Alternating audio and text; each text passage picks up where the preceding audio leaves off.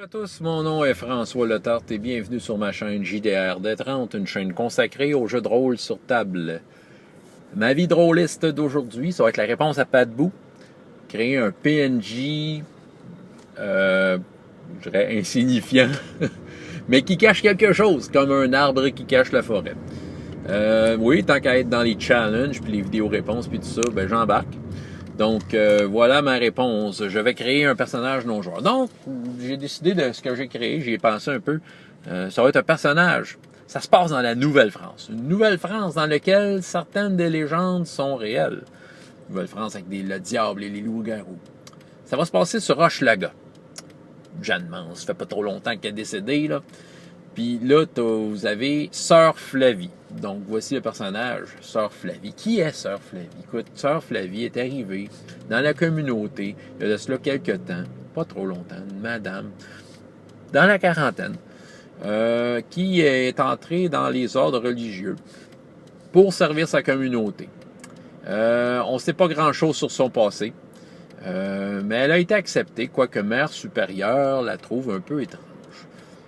C'est vrai que Sœur Flavie semble être souvent dans la lune. Elle a l'air un peu, comment je pourrais dire, maladroite, pas trop débrouillarde. Elle va poser des questions. Le monde la trouve un peu bizarre parce qu'elle va poser des questions sur des trucs bien du quotidien, tu sais. Puis elle semble un peu malhabile à les appliquer. Mais elle est très dévouée, mais tu sais, puis à côté de ça, des fois, elle est surprenante parce que quand elle s'occupe des malades, ça arrive des fois qu'elle a des solutions qui aident vraiment, puis qui sont inusuelles, puis c'est apprécié de ses collègues religieuses, évidemment des malades, mais pour certaines religieuses un peu plus ferventes, dont Mère Supérieure, c'est étrange, et elle a toujours un œil sur Sœur Flavie.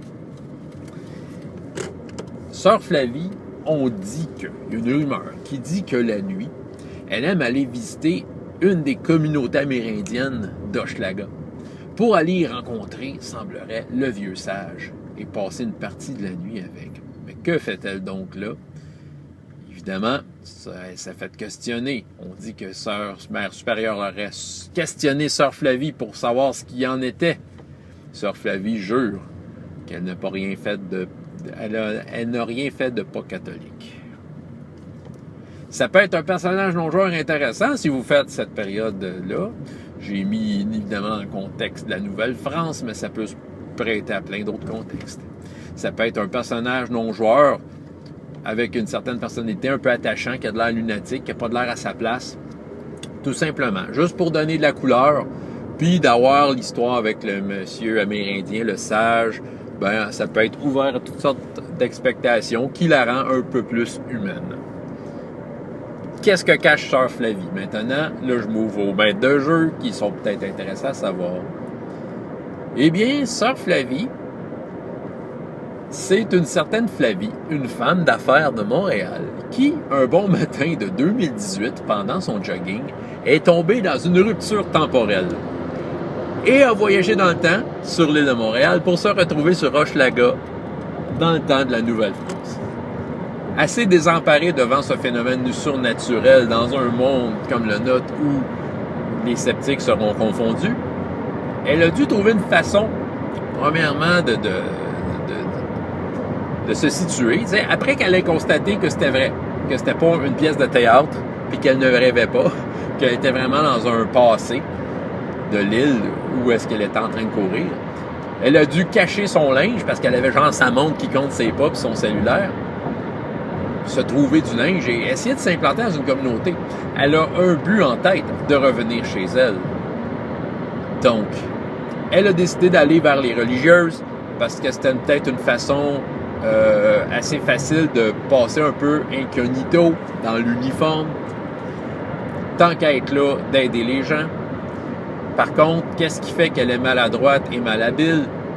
Ben, c'est en 2018, elle n'était peut-être pas quelqu'un de très rénovation dans la vie, disons que elle travaille pas tant que ça de ses mains, mais en même temps elle se retrouve dans une époque où tout se faisait différemment sans la technologie, donc elle passe son temps à répéter, à demander des choses de base que les gens de cette époque-là savent faire, mais elle c'est ça, elle les comprend pas, il faut qu'elle les apprenne.